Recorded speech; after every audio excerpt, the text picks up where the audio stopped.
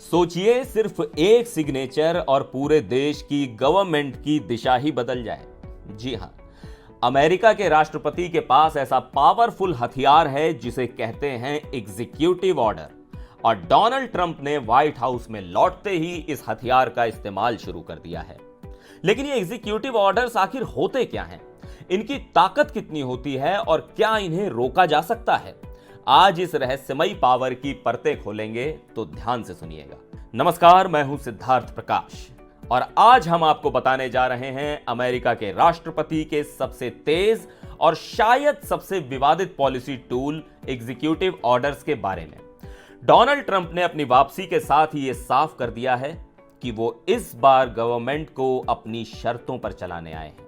पहले ही दिन उन्होंने डोमेस्टिक एनर्जी प्रोडक्शन बढ़ाने का फैसला लिया और डाइवर्सिटी, इक्विटी और इंक्लूजन प्रोग्राम्स को खत्म करने का आदेश दे दिया।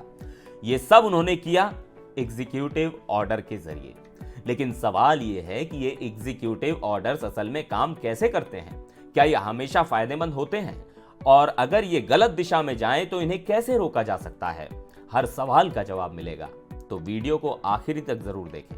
सबसे पहले यह समझते हैं कि एग्जीक्यूटिव ऑर्डर होता क्या है। दरअसल ये राष्ट्रपति के हस्ताक्षरित आदेश होते हैं जो बताते हैं कि गवर्नमेंट को कैसे चलाना है।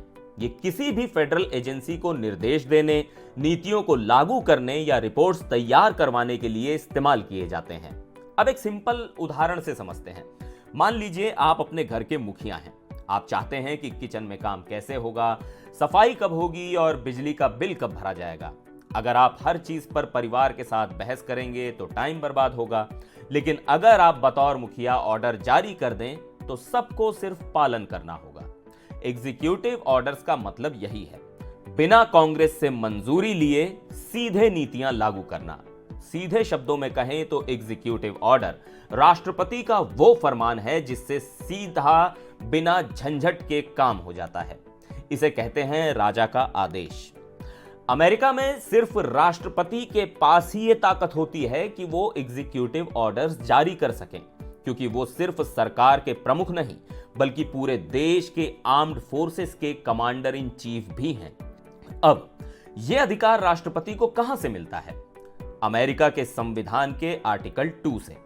यह आर्टिकल राष्ट्रपति को यह पावर देता है कि वो कानून को लागू करवाने के लिए या फिर सरकार के कर्मचारियों और संसाधनों को मैनेज करने के लिए फैसले ले सकते हैं। एक बार एग्जीक्यूटिव ऑर्डर जारी हो जाए तो वो तब तक लागू रहता है जब तक राष्ट्रपति खुद उसे रद्द ना कर दें, अदालत उसे गैर कानूनी ना घोषित कर दे या उसका समय खत्म ना हो जाए।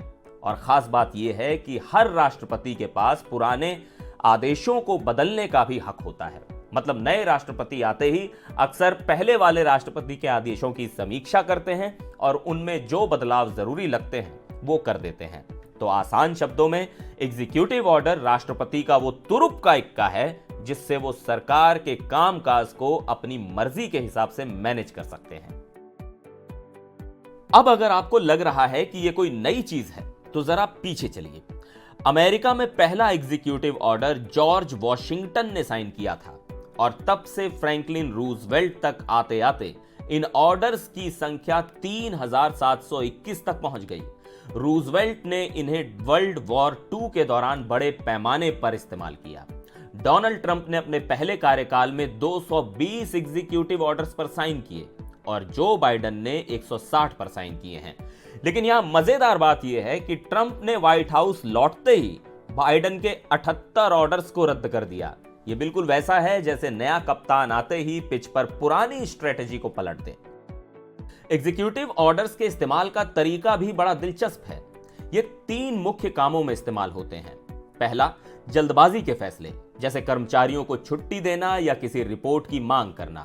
दूसरा, बड़ी नीतियां लागू करना, जैसे बाइडेन का आर्टिफिशियल इंटेलिजेंस पर रेगुलेशन बनाने का ऑर्डर। और तीसरा, राजनीतिक संदेश देना। ट्रंप ने अपने समर्थकों को खुश करने के लिए कई ऐसे ऑर्डर साइन किए जो सीधे उनके कैंपेन प्रॉमिस से जुड़े थे। लेकिन हर ऑर्डर सिर्फ कागजों पर नहीं रहता। कई ऑर्डर सीधे जनता की जिंदगी पर असर डालते हैं। जैसे ट्रंप ने टिकटॉक पर प्रतिबंध को 75 दिनों के लिए स्थगित करने और ऑफशोर विंड मिल्स के विकास को रोकने का ऑर्डर साइन किया था। अब सवाल यह है कि क्या राष्ट्रपति के पास असीमित पावर होती है?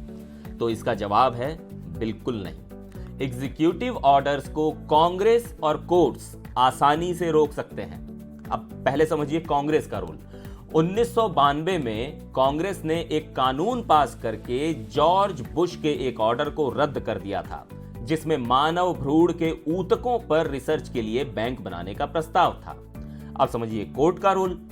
1952 में हैरी ट्रूमैन ने कोरियन वॉर के दौरान स्टील मिल्स को कब्जे में लेने का आदेश दिया, लेकिन सुप्रीम कोर्ट ने इसे गैर कानूनी करार दिया। और तीसरा, फंडिंग का खेल। अगर कांग्रेस चाहे तो किसी ऑर्डर को लागू करने के लिए फंडिंग ही रोक दे। जैसे कहते हैं ना नौ मन तेल होगा न राधा नाचेगी। ट्रंप ने अपने पिछले कार्यकाल में भी एग्जीक्यूटिव ऑर्डर्स का खूब इस्तेमाल किया। उन्होंने फेडरल एजेंसीज में हायरिंग फ्रीज लागू किया और अपने समर्थकों पर हुई जांच की समीक्षा के आदेश दिए।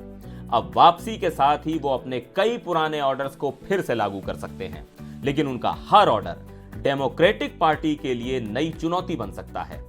तो एग्जीक्यूटिव ऑर्डर्स राष्ट्रपति के पास एक ऐसा हथियार है जिससे वो अपनी नीतियां तेजी से लागू कर सकते हैं, लेकिन यह तलवार की धार की तरह है। सही इस्तेमाल से फायदे हो सकते हैं और गलत इस्तेमाल से विवाद। अब ट्रंप के इस पावर का इस्तेमाल अमेरिका को किस दिशा में ले जाएगा, यह देखना दिलचस्प होगा। आपकी इस बारे में क्या राय है, हमें कमेंट में जरूर बताएं। और हां, अगर वीडियो पसंद आया हो तो इसे लाइक, शेयर और सब्सक्राइब करना मत भूलिएगा। मिलते हैं अगले वीडियो में, तब तक के लिए नमस्कार।